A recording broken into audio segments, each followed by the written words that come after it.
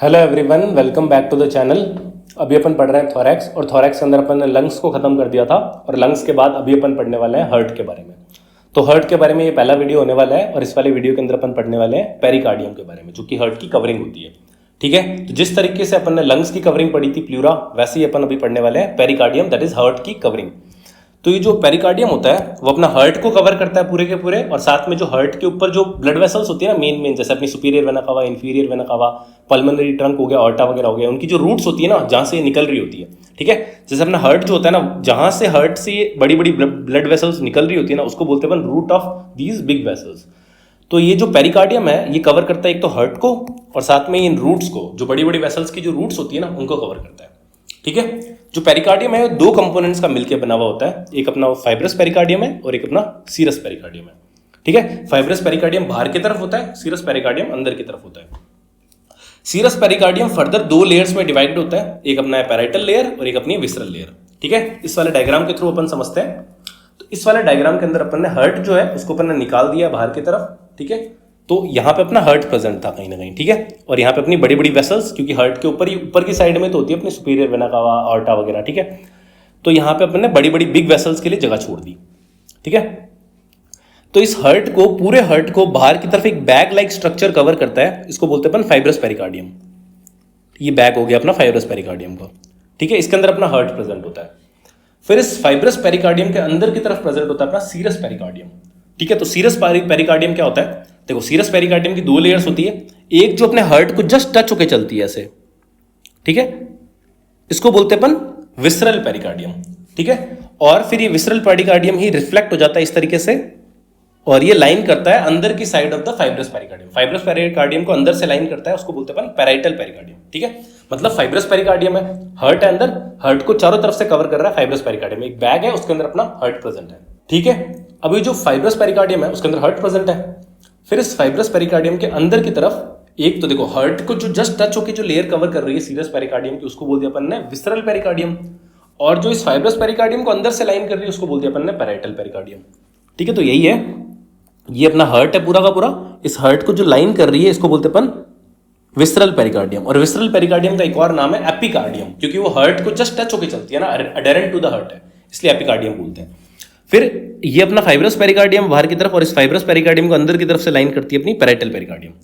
ठीक है, तो पैराइटल पेरिकार्डियम और इस विसरल पेरिकार्डियम के बीच में स्पेस प्रेजेंट होता है, इस स्पेस को अपन बोलते हैं पेरिकार्डियल कैविटी, और इस पेरिकार्डियल कैविटी के अंदर अपना पेरिकार्डियल फ्लूइड प्रेजेंट होता है, और ये फ्लूइड जो होता है वो थोड़ा बहुत फ्रिक्शन को रिड्यूस करता है। जब हार्ट अपना एक्सपैंड होता है ना, तो ये जो फ्लूइड होता है वो थोड़ा सा फ्रिक्शन को रिड्यूस करता है। ठीक है, तो ये अपनी पेरिकार्डियल कैविटी हो गई। अब देखो, अभी तक अपन ने ये देखा कि जो हार्ट है उसको कवर करता है पेरिकार्डियम। पेरिकार्डियम की दो लेयर्स है, फाइब्रस पेरिकार्डियम बाहर और अंदर की तरफ अपना serous pericardium. Serous pericardium further दो लेयर्स में डिवाइडेड है, एक जो हार्ट के जस्ट टच होकर चलता है उसको बोलते हैं अपन विसरल पेरिकार्डियम, और जो हार्ट से बाहर की तरफ फाइब्रस पेरिकार्डियम को अंदर से लाइन करता है उसको बोलते हैं अपन पैराइटल पेरिकार्डियम। अब ये पैराइटल और विसरल लेयर के बीच में जो स्पेस होती है उसको बोलते हैं अपन पेरिकार्डियल कैविटी, और उसके अंदर पेरिकार्डियल फ्लूइड होता है जो कि फ्रिक्शन को प्रिवेंट करता है। चलो, इतना तो देख लिया। अब अपन डिटेल में देखते हैं फाइब्रस पेरिकार्डियम को। ठीक है, अब देखो, फाइब्रस पेरिकार्डियम जो है वो एक बैग होता है। ठीक है, ऐसे बैग है, जब अपन डाइसेक्शन करते हैं ना तो अपन को फाइब्रस पेरिकार्डियम बाहर की तरफ दिखता है, हार्ट नहीं दिखता है पहले। जब अपन इस फाइब्रस पेरिकार्डियम को इंसिजन देंगे ना, तो इस फाइब्रस पेरिकार्डियम के साथ साथ अपना जो पैराइटल पेरिकार्डियम है ना वो भी अलग हो जाएगा, क्योंकि दोनों साथ साथ में होते हैं, फाइब्रस पेरिकार्डियम और पैराइटल पेरिकार्डियम। तो सीरस वाली जो लेयर है ना, उसका जो पैराइटल पेरिकार्डियम दोनों साथ में होता है, तो जब मैं इंसिजन दूंगा ना तो दोनों अलग हो जाते हैं। तो ये जो फाइब्रस पेरिकार्डियम है ना, ये बैग शेप्ड होता है, इस तरीके से बैग शेप्ड होता है। अब ये बैग एक, तो इस बैग के अंदर क्या होता है, ये कोन शेप्ड का बैग है, कोन शेप्ड का। जहां पे भी कोन शेप्ड होता है वहां पे अपन दो चीजें देखते हैं, एक तो उसका बेस क्या है और एक उसका एपेक्स क्या है। ठीक है, अब देखो, एपेक्स जो है वो इसका ऊपर की तरफ होता है, यहाँ पे जहां पे ये बिग वेसल्स वगैरह होती है, और बेस जो होता है वो नीचे की तरफ डायफ्राम के ऊपर रेस्ट करता है। तो फाइब्रस पेरिकार्डियम का जो बेस होता है वो मर्ज होता है सेंट्रल टेंडन ऑफ डायफ्राम के साथ। यहाँ पे अपन डायफ्राम बना देते हैं, उसके ऊपर ये मर्ज हो जाता है इस तरीके से। ठीक है, तो बेस अपन को समझ में आ गया कि वो मर्ज है अपना डायफ्राम के साथ, और जो उसका एपेक्स है ऊपर की तरफ, एपेक्स जो होता है वो मर्ज हो जाता है अपनी जो बिग वेसल्स है ना, ये बड़ी बड़ी वेसल्स होती है उनकी सबसे आउटर मोस्ट लेयर के साथ। ठीक है, यहाँ पे ये मर्ज हो जाता है outer most layer of the, देखो जितनी भी अपनी ब्लड वेसल्स होती है ना वो तीन लेयर्स की मिलकर बनती है, अपन को ये तो पता है नीट के टाइम से ही। सबसे अंदर वाली होती है ट्यूनिका इंटीमा, फिर होती है ट्यूनिका मीडिया, फिर होती है ट्यूनिका एक्सटर्ना। ट्यूनिका एक्सटर्ना सबसे बाहर वाली लेयर होती है और ट्यूनिका एक्सटर्ना को ही अपन बोलते हैं ट्यूनिका एडवेंटिशिया। ठीक है, तो जो ट्यूनिका एडवेंटिशिया होती है ना उसी के साथ मर्ज हो जाता है अपना फाइब्रस पेरिकार्डियम।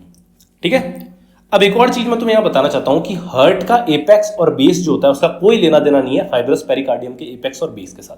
ठीक है, हार्ट जस्ट है ना फाइब्रस पेरिकार्डियम के अंदर प्रेजेंट है, अब वो उसका एपेक्स और बेस का कोई लेना देना नहीं है। अगर मान लो एपेक्स ऑफ फाइब्रस पेरिकार्डियम इधर है ना, ये अपना एपेक्स ऑफ फाइब्रस पेरिकार्डियम है, इसका मतलब ये नहीं कि हार्ट का भी एपेक्स इधर होगा, ऐसा जरूरी नहीं है। वो अपन अगले वाले लेक्चर में देखेंगे कि एपेक्स कहां पे होता है हार्ट का, बट फिलहाल मैं तुम्हें ये बता रहा हूं कि फाइब्रस पेरिकार्डियम जो है उसके एपेक्स और बेस का लेना देना नहीं है हार्ट के एपेक्स और बेस के साथ।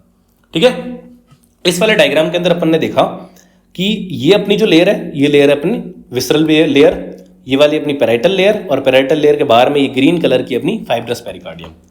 ठीक है, चलो तो अपन पढ़ते हैं। यहाँ पे मैंने तुम्हें यहाँ बताया पैराइटल लेयर और विसरल लेयर थी।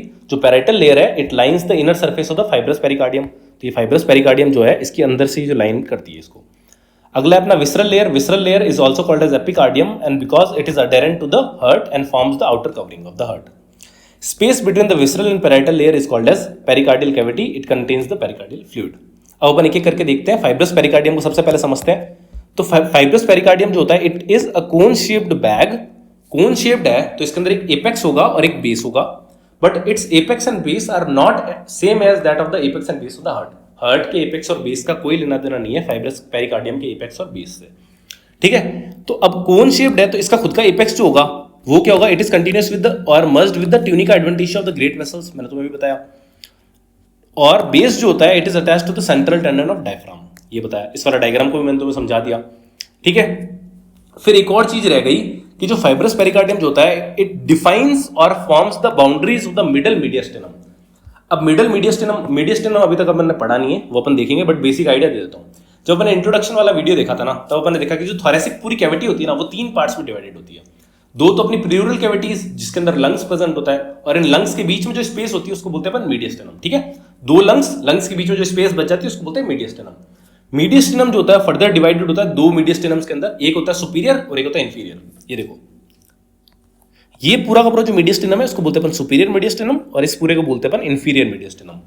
बट जो इंफीरियर मीडियस्टिनम होता है उसके अंदर हार्ट प्रेजेंट होता है, जहां जहां हार्ट प्रेजेंट होता है उसको बोलते हैं अपन मिडल मीडियस्टिनम। हार्ट के आगे एंटीरियर मीडियस्टिनम, हार्ट के पीछे पोस्टीरियर मीडियस्टिनम। समझ में आया? ये है अपना सुपीरियर मीडियस्टिनम, ये पूरा अपना इंफीरियर मीडियस्टिनम।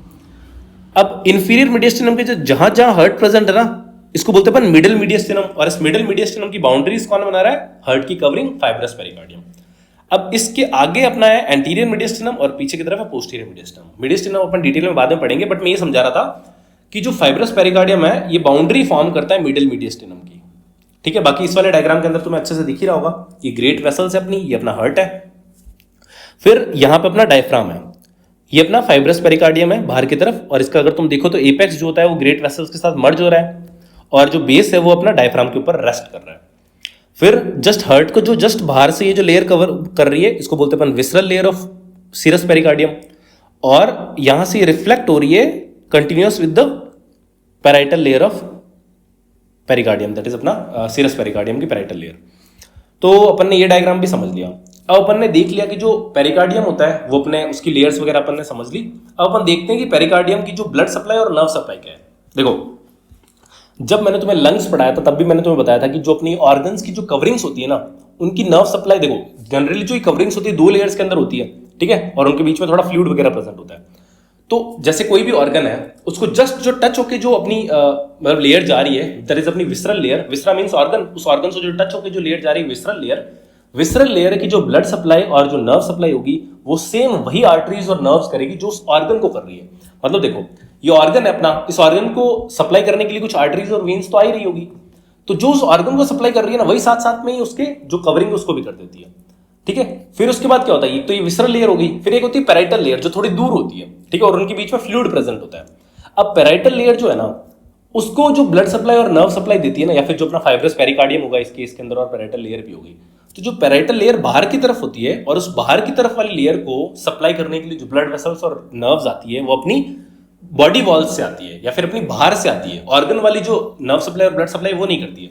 ठीक है, तो यही कॉन्सेप्ट है ये कॉन्सेप्ट क्या है कि अगर मान लो कोई भी ऑर्गन है उसको कवर कर रहा है अपना लेयर्स, तो उसकी जो पैराइटल लेयर होती है of either pleura, peritoneum, pericardium, कोई भी चीज हो, it is supplied by the same nerves and vessels supplying the outer structures. जो बाहर की तरफ जो है ना उस ऑर्गन्स के, वो सप्लाई कर रही है same to same blood vessels और नर्व्स उसके जो पैराइटल लेयर उसको।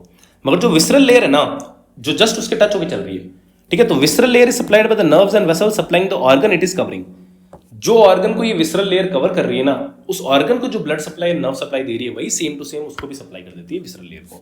तो ये अपना कॉन्सेप्ट है। तो फिलहाल अपन यही कॉन्सेप्ट यहाँ पे लगाते हैं। तो जो fibrous pericardium and parietal pericardium बाहर की तरफ रह गए, तो इनको जो ब्लड सप्लाई देगी वो कौन देगा? Internal thoracic artery, musculophrenic artery and pericardiacophrenic artery. मतलब कि जो अपनी इंटरनल थोरेसिक आर्टरी है, पूरे पूरे थोरैक्स को जो सप्लाई कर रही है बाहर वाले को, वो सप्लाई कर देगी इनको भी। मस्कुलोफ्रेनिक अपनी थोरेसिक आर्टरी की ब्रांच होती है और पेरिकार्डियोकोफ्रेनिक भी अपनी इंटरनल थोरेसिक आर्टरी की ब्रांच होती है। पेरिकार्डियोकोफ्रेनिक नाम में ये देखो, फ्रेनिक मींस होता है डायफ्राम, मतलब ये डायफ्राम को भी सप्लाई कर रही है, और पेरिकार्डियक मींस पेरिकार्डियम को भी सप्लाई कर रही है। ठीक है, तुम यहां पे देख लो, ये अपनी है सबक्लेवियन आर्टरी। अभी सबक्लेवियन आर्टरी की ब्रांच निकलती है अपनी इंटरनल थोरेसिक आर्टरी इस तरीके से, और ये मस्कुलोफ्रेनिक एंड सुपीरियर एपिगैस्ट्रिक में डिवाइड हो जाती है। तो ये मस्कुलोफ्रेनिक इंटरनल थोरेसिक आर्टरी एंड यहां से एक ब्रांच और निकलती है पेरिकार्डियोकोफ्रेनिक आर्टरी, ठीक है, या फिर वेन भी होती है, यहां से वेन भी निकल रही है। तो ये जो इंटरनल थोरेसिक, मस्कुलोफ्रेनिक एंड पेरिकार्डियोकोफ्रेनिक, यही सप्लाई कर देती है अपनी इस पैराइटल और फाइब्रस पेरिकार्डियम को। नर्व सप्लाई की बात करते हैं तो जो ये अपनी फ्रेनिक नर्व होती है ना, जो C3, C4 और C5 से निकल रही है यहां से, यही अपनी सप्लाई कर देती है डायफ्राम को भी और साथ में फाइब्रस पेरिकार्डियम को भी। ठीक है, और ये फ्रेनिक नर्व के बारे में एक बात है कि फ्रेनिक नर्व अपनी यहाँ पे भी सप्लाई करती है और साथ में शोल्डर रीजन की यहाँ पे स्किन वगैरह को भी सप्लाई करती है। तो फ्रेनिक नर्व जो है वो यहाँ पे फाइब्रस पेरिकार्डियम को भी सप्लाई कर रही है और यहाँ पे भी सप्लाई कर रही है। इसलिए अगर मान लो कभी भी फाइब्रस पेरिकार्डियम के अंदर कभी भी पेन वगैरह होता है ना, मतलब कोई भी दिक्कत आती है, तो वो जो पेन होता है ना फाइब्रस पेरिकार्डियम का, वो रेफर हो जाता है अपना शोल्डर रीजन के अंदर भी, क्योंकि दोनों को एक ही नर्व सप्लाई कर रही है। ठीक है, तो देखो fibrous pericardium and parietal pericardium जो है, they are supplied by the internal thoracic artery, musculophrenic and pericardiacophrenic vessels, and they are innervated by phrenic nerve, that is अपनी C3, C4 और C5 इनको सप्लाई कर रहा है। और फ्रेनिक नर्व है, it is sensitive to pain, pain से sensitive है ये। ठीक है, it also supplies the supraclavicular regions of the shoulder and the lateral area of the neck, hence the pain of the pericardium can be referred to the shoulder region. ठीक है, ये थोड़ा सा क्लिनिकल हो गया इसका, कि कभी कभी पेरिकार्डियम का जो पेन होता है वो रेफर्ड हो जाता है अपन को यहाँ वाले रीजन्स के अंदर, क्योंकि सेम नर्व सप्लाई कर रही है, तो रेफर्ड पेन का कॉन्सेप्ट यहाँ पे लग जाता है। तो ये अपन ने फिर उसके बाद देख लेते हैं विसरल पेरिकार्डियम। तो विसरल पेरिकार्डियम को सेम ब्लड वेसल सप्लाई करेगी जो हार्ट को सप्लाई करेगी, और सेम नर्व सप्लाई करेगी जो हार्ट को सप्लाई करेगी। तो ये अपन डिटेल में आगे देखने वाले हैं कि it is supplied by the right and left coronary artery. ठीक है, कोरोनरी आर्टरी के बारे में डिटेल में अलग से लेक्चर आएगा, इंपॉर्टेंट है ये। ठीक है, और it is innervated by the autonomic nervous system, जो कि हार्ट को सप्लाई करता है, इसके ऊपर भी अलग से देखेंगे अपन। ठीक है, तो यही हो गया कि विसरल पेरिकार्डियम की जो ब्लड वेसल्स एंड नर्व्स है वो सप्लाई करती है जो सेम है हार्ट को सप्लाई करने वाली। ठीक है, बाकी अपन ये जो एट्रियम और वेंट्रिकल्स वगैरह है ना, कि हार्ट अपना कैसे, इसके ग्रॉस फीचर्स वगैरह, वो अगले वाले लेक्चर में देखेंगे। ठीक है, चलो, तो अपन ने एक तरह से पेरिकार्डियम को तो पूरा देख ही लिया है। अब पेरिकार्डियम के बाद में अपन देखने वाले पेरिकार्डियल साइनसेस के बारे में। ठीक है, पेरिकार्डियल साइनस मतलब क्या हुआ, देखो, कार्डियक मतलब हार्ट, पेरी मीन्स हार्ट के आसपास और साइनस मीन्स कोई स्पेस। तो हार्ट के आसपास थोड़ी सी स्पेसिस प्रेजेंट होती है, उसी को बोलते हैं अपन पेरिकार्डियल साइनसेस। अभी साइनसेस बनते कैसे हैं, इसके पीछे का देखो इसके पीछे ना थोड़ा बहुत एम्ब्रियोलॉजिकल रीजंस है। देखो, जब अपना हार्ट बनता है ना, ये चीज पहले समझो, फिर अपन पेरिकार्डियल साइनसेस को समझते हैं। देखो, जब अपना हार्ट बनता है तो हार्ट जो होता है वो पहले अपनी हार्ट ट्यूब होती है पहले एक। ठीक है, हार्ट ट्यूब से हार्ट बनता है, अपना डेवलपमेंट ऑफ हार्ट जो होता है ना वो हार्ट ट्यूब से होता है। ठीक है, ये अपन जब एम्ब्रियोलॉजी पढ़ेंगे तब देखेंगे। ठीक है, तो ये जो हार्ट ट्यूब होती है इसको कवर करेगी पूरी की पूरी अपना पेरिकार्डियम। तो अगर अपन पेरिकार्डियम है, फाइब्रस पेरिकार्डियम और पैराइटल पेरिकार्डियम अगर अपन निकाल देते हैं तो अपना बचता है only and only visceral pericardium. तो ये हार्ट ट्यूब है और इस हार्ट ट्यूब के अंदर अपना विसरल पेरिकार्डियम लगा हुआ है। ठीक है, अब इस हार्ट ट्यूब के ऊपर वाला जो एंड होता है ना उसको बोलते हैं अपन ट्रंकस आर्टेरियोसस। ठीक है, और नीचे वाले को बोलते हैं साइनस विनोसस। तो साइनस विनोसस जो होता है वो सारी की सारी वेन्स डेवलप करता है यहाँ पे, और जो ट्रंकस आर्टेरियोसस होता है वो अपनी ऑर्टा हो गया, पल्मोनरी ट्रंक वगैरह हो गया, उनको मतलब प्रोड्यूस करता है। अपन ने देखा है कि जो अपना अडल्ट का जो हार्ट होता है उसके अंदर क्या होता है, ये जो आर्टरीज और वेन्स होती है दोनों ऊपर की तरफ ही तो प्रेजेंट होती है, नीचे की तरफ से थोड़ा आती है अपनी ये। तो इसका मतलब कि अपने हार्ट के अंदर कुछ ना कुछ तो मतलब फोल्डिंग हुई होगी। ठीक है, हार्ट ट्यूब के अंदर, जिसकी वजह से अपना ये दोनों की दोनों ऊपर आ गए होंगे। तो ये अपनी हार्ट ट्यूब थी, तो ये जो ये है ना इसको अपन फोल्ड करके ऊपर ले आओ। ठीक है, इधर समझो तुम, ये अपनी हार्ट ट्यूब है मान लो, इसको कवर कर रही है चारों तरफ से विसरल पेरिकार्डियम। ठीक है, अब अपन ने इसको फोल्ड कर दिया इधर से, तो इस तरीके से ये हार्ट ट्यूब फोल्ड हो गई अपनी। तो इसको कवर करने वाली जो ये विसरल लेयर थी वो भी इस तरीके से फोल्ड हो गई। ठीक है, तो यहां पे मैं ये समझाना चाह रहा हूं कि जो विसरल लेयर्स है ना दोनों, ठीक है, हार्ट की डेवलपमेंट होने के बाद, मतलब फोल्डिंग होने के बाद, इन दोनों के बीच में तुम देखो तो यहाँ पे स्पेस प्रेजेंट है। ठीक है, जितनी भी आर्टरीज है और जितनी भी वेन्स है ना, आर्टरीज को अलग से एक कवर कर रही है अपनी विसरल लेयर, वेन्स को अलग से कवर कर रही है विसरल लेयर, और इन दोनों के बीच में जो स्पेस है ना, ये एक साइनस होता है। ठीक है, और इस साइनस को बोलते हैं अपन ट्रांसवर्स साइनस। ठीक है, एक तो साइनस मैंने तुम्हें यही समझा दिया, ट्रांसवर्स साइनस। ठीक है, तो पेरिकार्डियल साइनसेस दो होते हैं, एक तो ट्रांसवर्स साइनस होता है, एक ओब्लिक साइनस होता है। ट्रांसवर्स साइनस मैंने तुम्हें समझा दिया। ठीक है, यहां तुम्हें इस वाले डायग्राम के अंदर अगर तुम देखो तो ये अपना पूरा का पूरा फाइब्रस पेरिकार्डियम को अपन ने हटा दिया और पूरे के पूरे हार्ट को अपन ने निकाल दिया। अब हार्ट निकल गया अपना पूरा का पूरा, तो अब अपन को केवल ब्लड वेसल्स दिख रही है। तो मैंने तुम्हें बताया कि जो अपनी फोल्डिंग होती है उस वजह से अपनी जो ये जो आर्टरीज है ना पूरी की पूरी, जैसे अपनी ऑर्टा हो गई, पल्मोनरी ट्रंक हो गई, इन आर्टरीज को कवर करने के लिए जो विसरल लेयर होती है, ठीक है, विसरल पेरिकार्डियम, उसको बोलते हैं अपन आर्टीरियल ट्यूब। ठीक है, आर्टीरियल ट्यूब। और जो जितनी भी वेन्स है ना, सुपीरियर वेना कवा, इंफीरियर वेना कवा, ये पल्मोनरी वेन्स वगैरह है, उनको पूरे को एक ही अपना विसरल लेयर कवर करती है और उसको बोलते हैं अपन वीनस ट्यूब, ये पूरा। ठीक है, और इन दोनों की जो ये मतलब विसरल पेरिकार्डियम्स है ना, इन दोनों को, उन दोनों के बीच में यहाँ पे अपन को दिखेगा एक साइनस, पेरिकार्डियल साइनस, जिसको अपन बोलते हैं ट्रांसवर्स पेरिकार्डियल साइनस। ठीक है, तो ये अपना हो गया ट्रांसवर्स पेरिकार्डियल साइनस। तो पहला हो गया ट्रांसवर्स पेरिकार्डियल साइनस, और ये होता है अपना आर्टरीज और वेन्स के बीच में। ठीक है, फिर ये अपनी जो वेन्स है ना, मतलब ये आर्टरीज के आसपास है और अपनी वेन्स के आसपास भी एक साइनस होता है, इधर की तरफ पीछे की तरफ होता है। ठीक है, अपने हार्ट को निकाल दिया तो हार्ट का बेस होता है पीछे की तरफ, तो हार्ट के पीछे की तरफ अपना जो होता है वो लेफ्ट एट्रियम होता है। ठीक है, अपन जब हार्ट पढ़ेंगे अगले लेक्चर में तब देखेंगे, तो यहाँ पे अपना लेफ्ट एट्रियम प्रेजेंट होता है। ठीक है, और इस लेफ्ट एट्रियम के जस्ट पीछे अपन को थोड़ी सी स्पेस चाहिए होती है यहाँ पे, और इसको बोलते हैं अपन ओब्लिक पेरिकार्डियल साइनस। अब देखो दोनों की क्लिनिकल सिग्निफिकेंस भी समझा देता हूँ। ट्रांसवर्स पेरिकार्डियल साइनस का क्या मतलब क्यों होता है ये अपने, और क्या इसका यूजफुल है, मतलब इसका यूजफुलनेस कहाँ पे है, और वैसे ही ओब्लिक पेरिकार्डियल साइनस जो है वो अपना क्यों प्रेजेंट होता है, उसका कहाँ पे यूज है।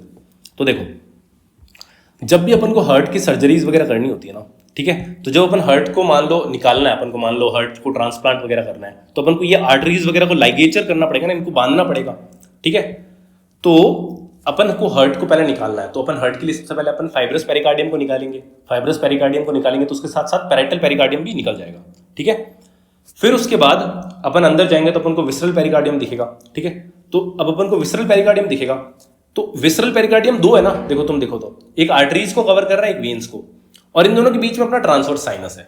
ठीक है, तो अब मुझे हार्ट को मान लो पूरा का पूरा काट के निकालना है और ट्रांसप्लांट करना है, तो मुझे क्या करना पड़ेगा, इसकी जो पहले ये अपनी जो ऑर्टा और पल्मोनरी ट्रंक है ना, उनको लाइगेट करना पड़ेगा, और उनको लाइगेट करने के लिए मुझे जगह चाहिए जिसके अंदर मैं पीछे की तरफ से धागा निकाल के इसको लाइगेट कर दूं, और वो जगह मुझे प्रोवाइड करता है दिस ट्रांसवर्स पेरिकार्डियल साइनस। ठीक है, तो ट्रांसवर्स पेरिकार्डियल साइनस जो है वो मुझे स्पेस प्रोवाइड करता है for the ligature of these arteries in surgical procedures, तो इसके लिए ये यूज होता है। दूसरा क्या है कि यहाँ पे अपना लेफ्ट एट्रियम प्रेजेंट होता है पीछे की तरफ। ठीक है, अगले वाले लेक्चर के अंदर अपन को समझ में आएगा। ये देखो यहाँ पे तुम्हें दिख रहा होगा, अगर अपन को हार्ट को इसको पकड़ के ऊपर की तरफ करते हैं तो यहाँ पे अपन को ये ओब्लिक साइनस दिखता है। ठीक है, और यहाँ पे अपना लेफ्ट एट्रियम दिख रहा होगा तुम्हें ये। ठीक है, तो लेफ्ट एट्रियम के जस्ट पीछे होता है। तो जब अपना हार्ट मतलब रिलैक्स होता है ना, तो मतलब एक तरह से अपना एक्सपैंड होता है, तो इस लेफ्ट एट्रियम के जस्ट पीछे की तरफ यहाँ पे अपना इसोफेगस प्रेजेंट होता है। तो अगर मान लो ये साइनस नहीं प्रेजेंट होता, ओब्लिक साइनस, तो उस केस में क्या होता कि जब अपना हार्ट एक्सपैंड होता तो अपना इसोफेगस को दबा देता लेफ्ट एट्रियम, तो अपन को खाना खाते वक्त दिक्कत होती। ठीक है, डिस्फेजिया होता, डिफिकल्टी इन स्वेलोइंग, क्योंकि अपना इसोफेगस दब रहा है, मगर ऐसा नहीं होता। इसोफेगस और इस लेफ्ट एट्रियम के बीच में जगह प्रेजेंट होती है जो कि इसको एक्स्ट्रा स्पेस प्रोवाइड करती है लेफ्ट एट्रियम को एक्सपैंड होने के लिए, ताकि अपना जो इसोफेगस है वो दबे ना। ठीक है, और वही जो स्पेस है उसको बोलते हैं अपन ओब्लिक पेरिकार्डियल साइनस। ठीक है, तो जो ओब्लिक पेरिकार्डियल साइनस है वो एक्स्ट्रा स्पेस प्रोवाइड करता है, एनाटॉमिकली डेड स्पेस है, ये प्रोवाइड करता है ताकि लेफ्ट एट्रियम को जगह मिल पाए एक्सपैंड होने के लिए। ठीक है, तो आई होप कि मैंने तुम्हें दोनों के दोनों जो साइनसेज है उनके बारे में तुम्हें समझा दिया है। ठीक है, अब अपन पढ़ते हैं। डायग्राम तुम्हें यही बनाना है। देखो यहाँ पे तुम्हें डायग्राम बनाना है फाइब्रस पेरिकार्डियम का, फिर तुम्हें क्या करना है, यहाँ पे ऑर्टा बनाना है और ये पल्मोनरी ट्रंक बनाना है, और इनको कवर कर रहा है जो अपना फाइब्रस विसरल पेरिकार्डियम, उसको बोलते हैं अपन arterial tube, visceral layer covering arteries. Veins जितनी भी अपनी, इनको अलग से एक विसरल लेयर कवर करती है। ठीक है, डेवलपमेंटली ये इस डेवलपमेंट की वजह से होता है, ये मैंने तुम्हें समझा ही दिया अभी। और इसको बोलते हैं अपन वीनस ट्यूब, ठीक है। और इन दोनों के बीच में जो साइनस होता है उसको बोलते हैं अपन ट्रांसवर्स पेरिकार्डियल साइनस, और ये जो जितनी भी पल्मोनरी वेन्स है यहाँ पे जो साइनस प्रेजेंट होता है इसको बोलते हैं अपन ओब्लीक पेरिकार्डियल साइनस, ठीक है। ये अपनी पल्मोनरी वेन्स है, फिर अपनी ये सुपीरियर वेना कावा है, इंफीरियर वेना कावा है, ये अपना ऑर्टा है और ये पल्मोनरी ट्रंक है। आई होप कि तुम्हें ये वाला डायग्राम समझ में आ गया होगा, ठीक है। अब अपन पढ़ते हैं जितने भी साइनसेस है उनको। तो देखो साइनस को एक तो मैंने तुम्हें ऐसे समझाया, दूसरा ये भी कह सकते हो तुम कि जो अपनी विसरल लेयर और जो ये पैराइटल लेयर है ना, जब विसरल लेयर अपनी जैसे ही अपनी ऊपर पहुंचती है ग्रेट वेसल्स पे, ठीक है, यहाँ पे तुम्हें यहाँ पे दिख रही होगी, देखो जैसे ये विसरल लेयर ऊपर पहुंची और ये रिफ्लेक्ट होती है ना, तो जब ये रिफ्लेक्ट होती है तो मतलब थोड़ी सी स्पेस बच जाती है, तो उसको भी बोल सकते हैं अपन साइनसेस, ठीक है। तो देखो parietal layer reflects and becomes continuous with the visceral layer around the root of the great vessels and these reflections of serous pericardium at two places forms pericardial sinuses, ठीक है। मतलब कि मान लो जैसे यहां से यहां तक अपन को रिफ्लेक्ट होना था, बट यहां से ये पहले ही रिफ्लेक्ट हो गया, तो यहां पे थोड़ी सी जगह बच गई ना, तो एक साइनस बन गया, तो यही चीज है। तो पेरिकार्डियल साइनस जो होता है, दो इन नंबर होते हैं, ट्रांसवर्स साइनस और ओब्लिक साइनस। तो रिफ्लेक्शन सराउंडिंग द आर्टरीज, तो एक रिफ्लेक्शन अपनी आर्टरीज के पास है और एक रिफ्लेक्शन अपनी वेन्स के पास है।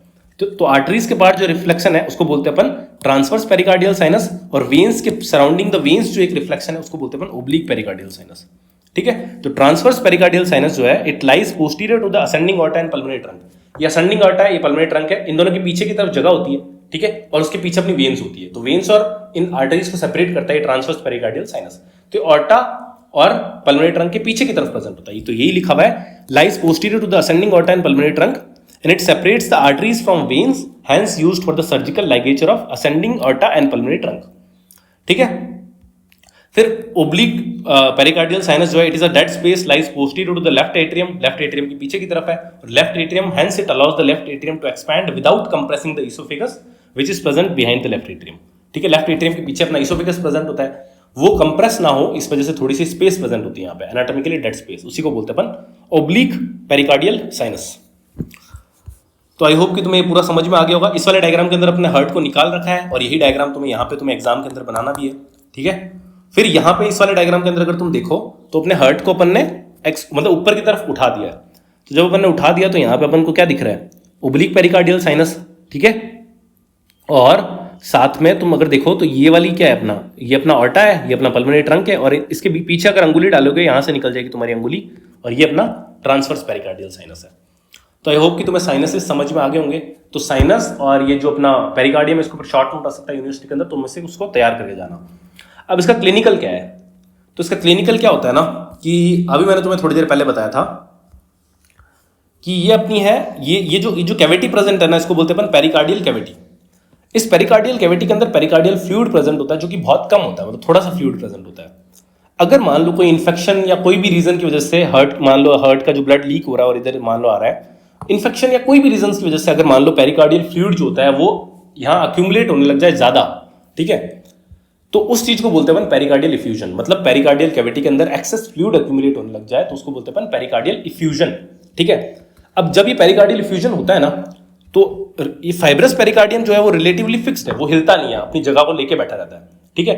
अगर मान लो अब फ्लूइड एक्यूमुलेट हो रहा है तो ये बाहर की तरफ तो एक्सपैंड हो नहीं सकता है, अंदर की तरफ एक्सपैंड होगा।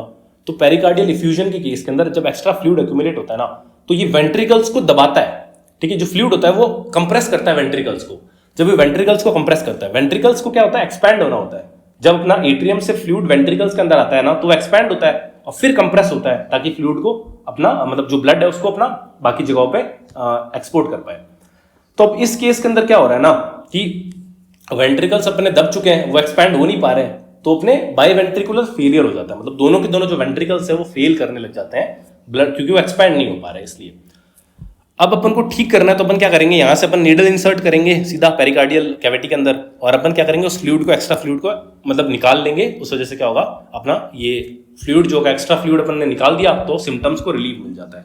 मेन तो अपन को जिस कॉज की वजह से वो हो रहा है ना, उस कॉज को फिक्स करना पड़ता है, बट कुछ टाइम के लिए अपन को सिम्टम्स में रिलीफ मिल जाता है, अपन नीडल इंसर्ट करके एक्सेस फ्लूइड को ड्रेन कर सकते हैं, ठीक है। तो clinical anatomy is pericardial effusion. Normally only small amount of fluid is present in the pericardial cavity, and if there is an excess accumulation of fluid in the pericardial cavity, it's called as pericardial effusion. In such cases, heart gets compressed because the fibrous pericardium is relatively fixed and it don't expand. So excess fluid compresses the heart, resulting in the biventricular failure. और symptoms जो होते हैं वो relieve करने के लिए अपन क्या करते हैं, the symptoms are relieved by removing the excess fluid by inserting a needle into the pericardial cavity. ठीक है, तो आई होप कि तुम्हें पेरिकार्डियम और पेरिकार्डियल साइनस और ये पेरिकार्डियल इफ्यूजन जो क्लिनिकल है वो समझ में आ गया होगा. ठीक है, तो इस वीडियो के अंदर इतना ही था. इस वीडियो के बाद में अपन पढ़ने वाले हैं हार्ट के बारे में, जो इसके ग्रॉस फीचर्स वगैरह होते हैं जो वाइवा के अंदर टीचर काफी पूछता है, और ओवरऑल ये अंडरस्टैंडिंग ऑफ द जितना भी हार्ट की अंडरस्टैंडिंग के लिए भी काफी इंपॉर्टेंट है. तो मिलते हैं अपन अगले वीडियो के अंदर, जिसके अंदर अपन हार्ट के बारे में पढ़ने वाले हैं. तो उस वीडियो को देखने के लिए तो एंड स्क्रीन पे क्लिक करो. मिलते हैं उस वाले वीडियो के अंदर, तब तक के लिए ओके बाय.